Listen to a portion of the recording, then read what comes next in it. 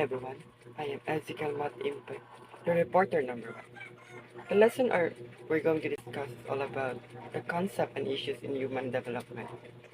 So before I proceed with my topic, in this part of our report, we will discuss why we need to study child and adolescent development, historical views of childhood, modern day concerns for children, key laws affecting children's welfare, including RA 9262, RA 10931, RA 11223, RA 11301 for purpose or and development processes, Principle of Human Development by Sandrock 2002, periods of development, key development issues.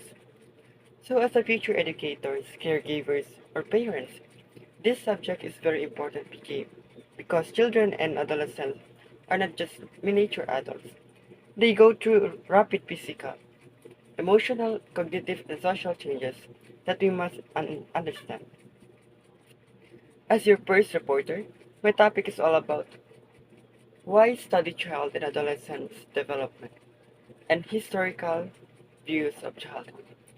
So the study of child and adolescents development is an essential foundation for educators, caregivers, and parents.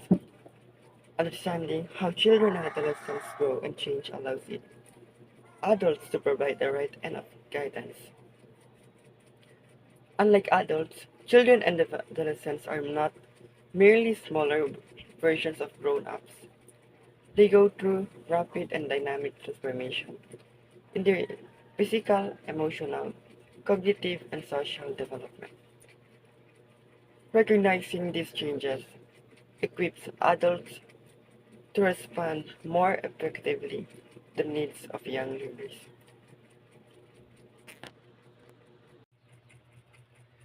First, understanding development helps teachers and caregivers design age-appropriate learning experiences. For example, a preschool child learns the best through play and hands-on activities, while an adolescent may benefit more than critical thinking tasks and group discussion. By matching teaching strategies to developmental stages, learning becomes more effective. Second, it also allows us to respond empathetically to behavioral and emotional challenge. Children may throw tantrums or struggle with self-control, while adolescents may face issues like peers pressure or identity confusion. When we know these are normal parts of development, we can guide them with patience and compassion instead of frustration. Third, studying development equips us to support growth into capable and well-adjusted adults. The habits, values, and skills formed in childhood and adolescence often shape a person's future. With proper support, young people are more likely to grow into confident, responsible, and independent adults. So, why we need to study child and adolescents development? Studying child and adolescents development is important because it helps us understand how young people grow, learn, and change over time. Children and adolescents are not just small adults, they go through unique stages of physical, emotional, cognitive, and social development. Each stage has its own challenges and opportunities, and knowing this allows us to give the right kind of guidance and support. So, as J. Strinkert 2018 explained, understanding how student development enables educators to reach more effectively.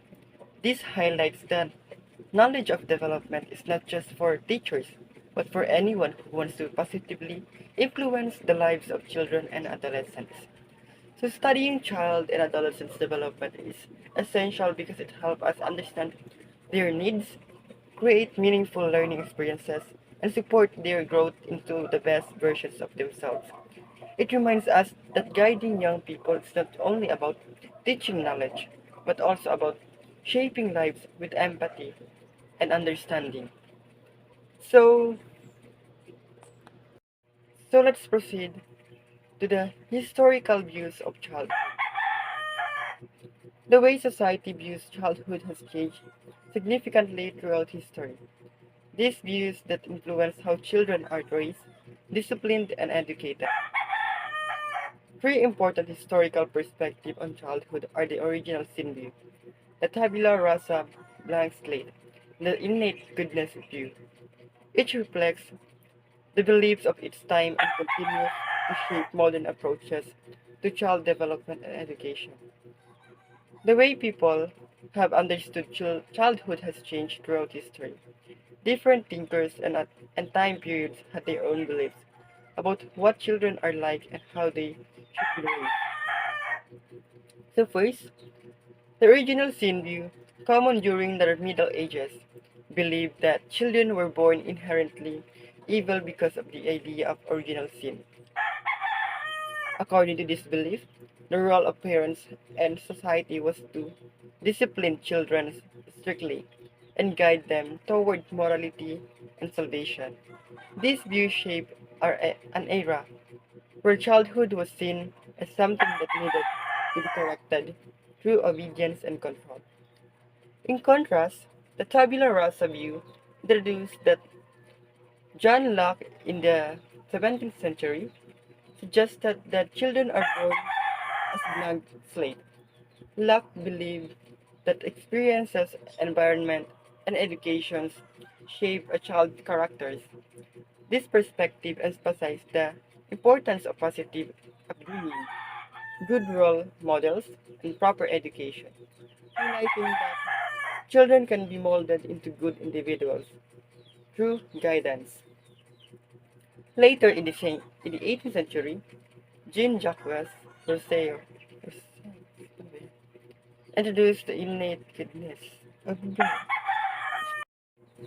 Later in the 18th century, Jean-Jacques Rousseau introduced the innate goodness view. Rousseau argued that children are naturally good and should be allowed to grow freely, with minimal interference. He believed that society sometimes corrupt the natural goodness of children, so it's important to nurture and support their natural development rather than control it too strictly. So these reviews show how perspective on childhood have evolved over time, from seeing children as naturally sinful to considering them as shaped by experience to finally recognizing their innate goodness. Each perspective has influenced education and parenting. Understanding these historical views reminds us how ideas childhood continue to shape this way we guide and support young people today.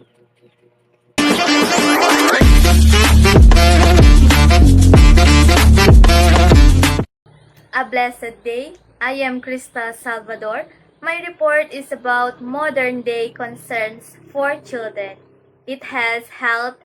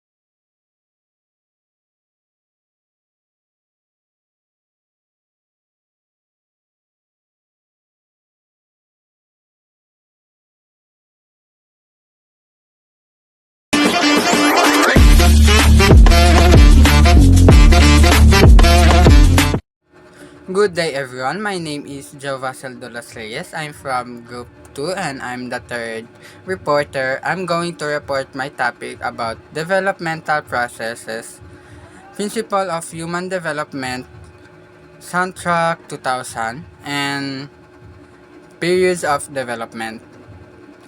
First, developmental process. Biological focus on physical growth, genetic, brain development, and hormonal changes means that the biological aspect of development encompass all the physical and psychological changes that occur in the person body over time. In essence, the biological aspect of development is about how your body change and matured influenced by both your gene and the environment. Cognitive involved thinking, language learning, and problem solving means that cognitive aspect of development centers around the mental process that enable us to understand and interact with and make sense of the world around us. In short, the cognitive aspect of development is about how our mind grow and evolve enable enabling us to think, communicate, learn, and solve problems efficiently. Social emotional deals with emotion, relationship, and personality development means that this aspect of development focus on how we understand and manage our feelings, interacting with others, and develop a sense of self. In essence, the social emotional aspect of development is about how we learn to navigate our inner world or of feelings, build meaningful connection with others, and develop a suitable and individual identity. Principle of Human Development, Soundtrack 2000. First was lifelong and continuous. It means that human development is an ongoing process that never truly stops throughout a person's entire life. It emphasizes that growth, change, and learning are not limited to childhood or adolescence but continue from birth until death, plastic or open to change. It means that human development is adaptable and open to change throughout life. It emphasizes that our brain, behavior, and ability are not fixed but can be molded and modified by experiences, learning, and environmental influence. Multidimensional. It means that human development involves multiple interacting dimension or aspect including biological, cognitive, and social emotional. It emphasizes that development is not a simple one-dimensional process but a complex interplay of various factors. Contextual means that development is deeply influenced by environment in which a person lives. It emphasizes that individuals don't develop in a vacuum or but are constantly shaped by their surrounding, including social, cultural, historical, and economical factors. Involve growth, maintenance, and regulation means that development is a dynamic process that includes periods of growth, the needs to maintain existing skill and abilities, and the regulation of various bodily and psychological function. It highlights the complexity of development and as a balancing act between gaining new capacity and preserve existing one occurs huh? occurs in a predictable patterns means that a certain aspect of development intend to follow or somewhat consider consistent that sequential order. This doesn't mean that everyone develop at the same rate or exactly at the same way, but there are general patterns that are commonly observed. Period of development. Parental conception to a birth. The parental period as the time frame that begins with conceptions, when a sperm fertilizes an egg and ends with birth. This period encompasses all the developmental process that occurs inside the womb.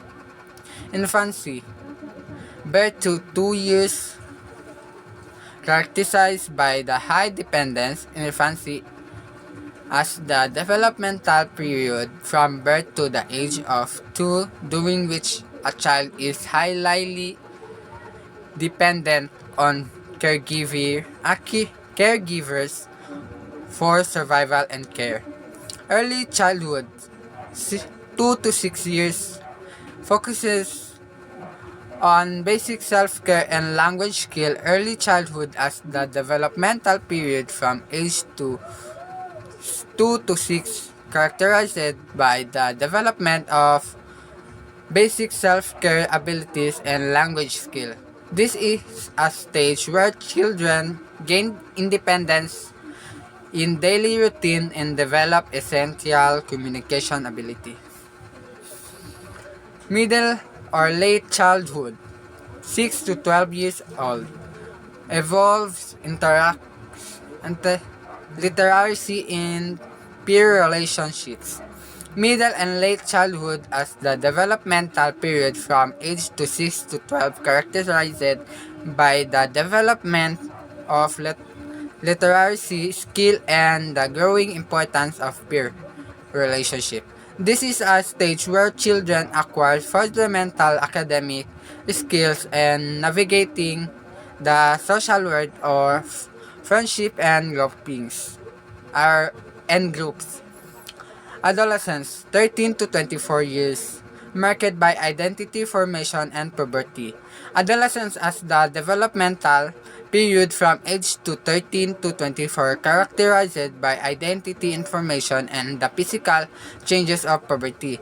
This is a stage where individuals undergo significant physically, emotional, and social changes as they explore how they are in their place in the world. Adulthood, 24 years to death. Life's rule solidify adulthood as the developmental period from age to 24 until death, characterized by the solidification of life rules. This is a stage where individuals take on adult responsibility and establish long-term commitment in a various aspect of their life. In conclusion, human development is a complex and changing journey.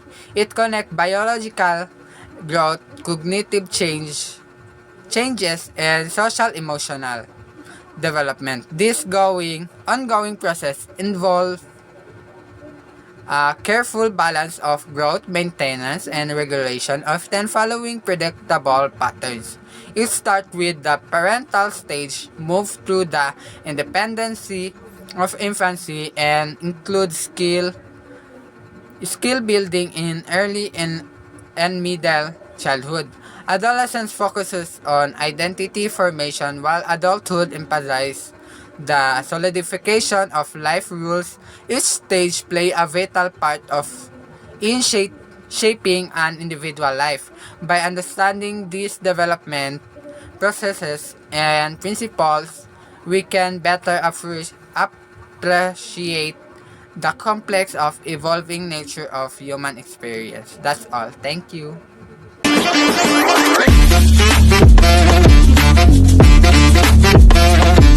Hi everyone, and welcome. Today we're diving into some key developmental issues in psychology. These are fundamental questions that researchers and theorists explore when trying to understand how we grow and change throughout our lives. Now, the first topic we discuss is about nature versus nurture. This is our classic debate. Are we shaped more by our genetics or an environment? Well, let's take a look. Nature refers to our genetic inheritance, the traits and characteristics we receive from our parents. This includes things like temperament, the predispositions to certain abilities, and even some aspect of personality. While nurture, on the other hand, encompasses all the environment influences that impact us. This includes our upbringing, social interactions, culture, education, and experiences. The reality is that development is a complex interplay between both nature and nurture. It's not an either or situation. Our genes can influence how we respond to our environment, and our environment can influence how our genes are expressed. Next topic is continuity versus discontinuity. Let's consider the issue of continuity versus discontinuity. This debate centers on whether development is a gradual, continuous process or if it occurs in distinct stages. Continuous development suggests that changes are gradual and incremental like a graph leading upwards.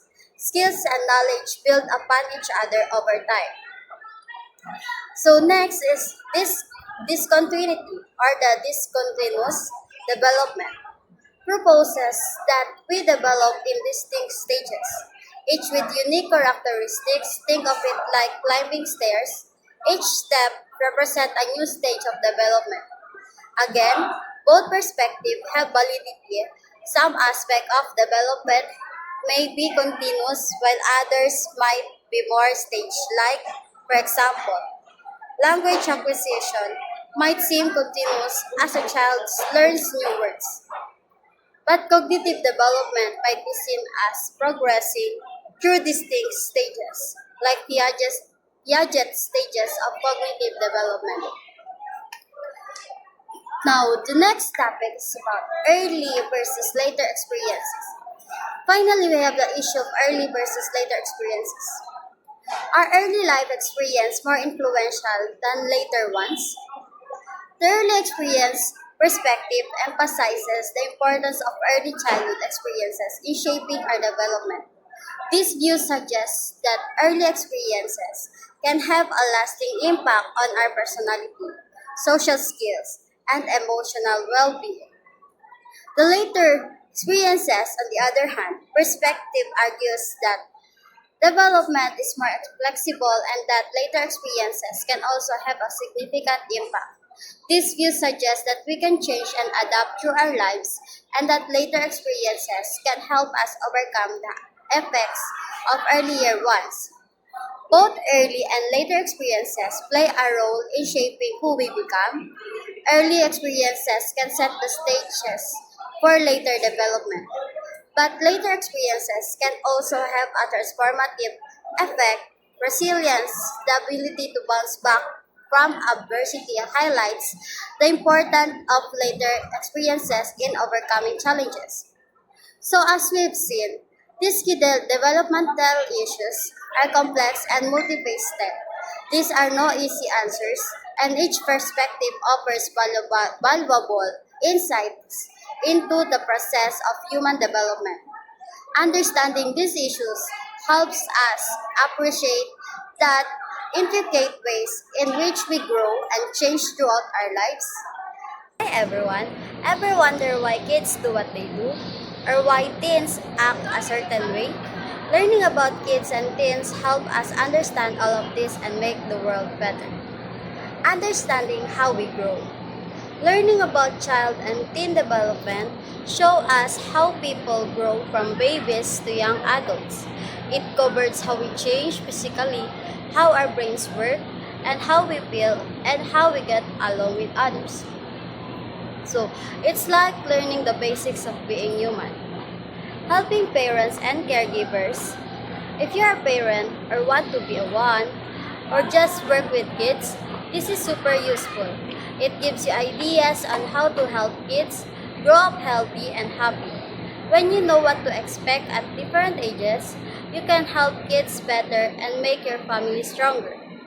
Making education better. For teachers, understanding how kids learn is a game changer. Teachers can teach in ways that make sense to kids, create fun lessons, and help everyone learn together. It means no child gets left behind and everyone can do their best. Making society better. This learning also helps make our world better. It helps people make rules and programs to protect and help young people, whether it's about health, safety, or just being happy. Knowing about kids help us make sure they have what they need. Spotting problems early.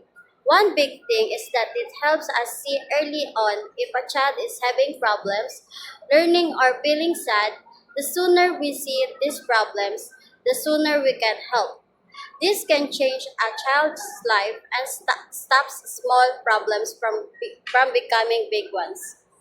It also makes us nicer people when we understand what kids and teens go through. We can be more patient and kind. It even helps us understand ourselves better too. So, in conclusion, why learn about kids and teens?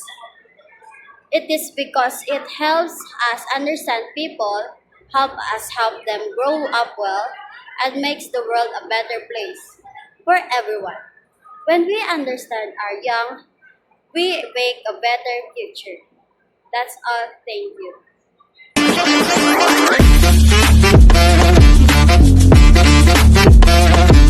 Conclusion, which is the overall, no, um, the R5 to R1 to R5. Sorry. So let's start. The study of child and adolescent development stand as one of the most important fields for shaping the future of individuals, family, and society. It it goes beyond theoretical knowledge, touching directly on how we nurture, teach, and protect the young, reflecting on these historical roots. It is clear that society once misunderstood childhood children were treated as miniature. Adult, adults, their needs, the rights often overlook the contribution of early thinkers like John Locke, who emphasized experience, and Jean Jean Jacques Rousseau, who valued natural growth. Change this outlook today. We we recognize childhood and adolescence as distinct stages, each requiring care, protection, and guidance. This shift in understanding forms the basis of modern practices in education, parenting, and law. At present, however, modern day challenges demand even greater attention. Poverty, abuse, neglect, and the overuse of digital technologies affect children physically, emotional, and mental. Well-being, peer pressure, identity struggles, and exposure to risky behavior further complicate adolescent growth.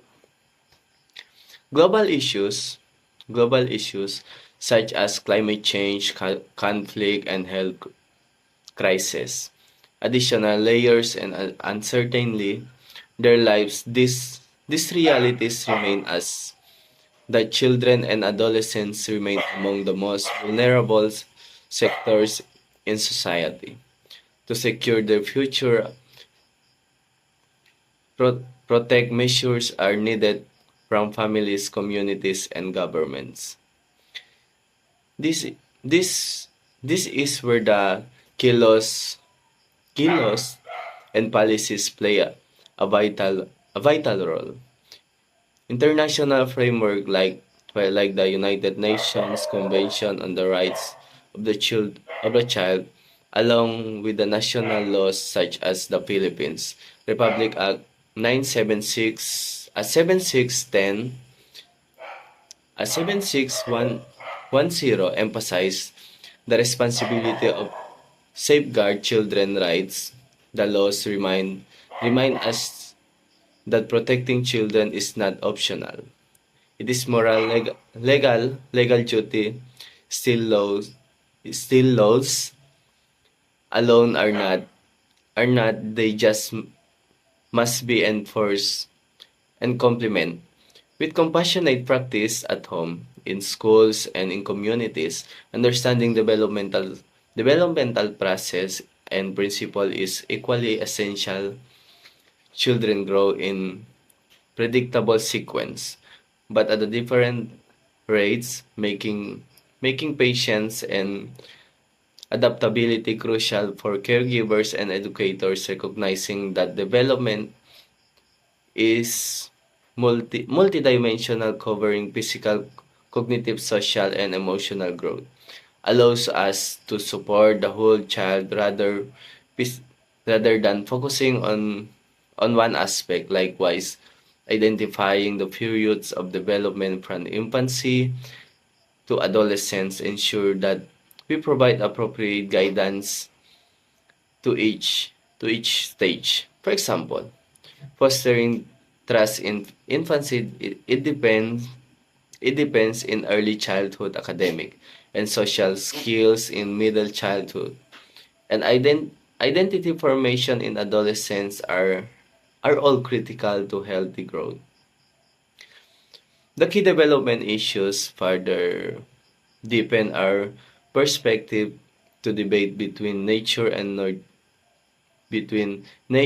nurture reminds us that while genetics plays a role, environment and experience shape outcomes just as powerfully. The question of con- continuity versus discontinuity teaches us that some growth is gradual while other changes happen in leaps.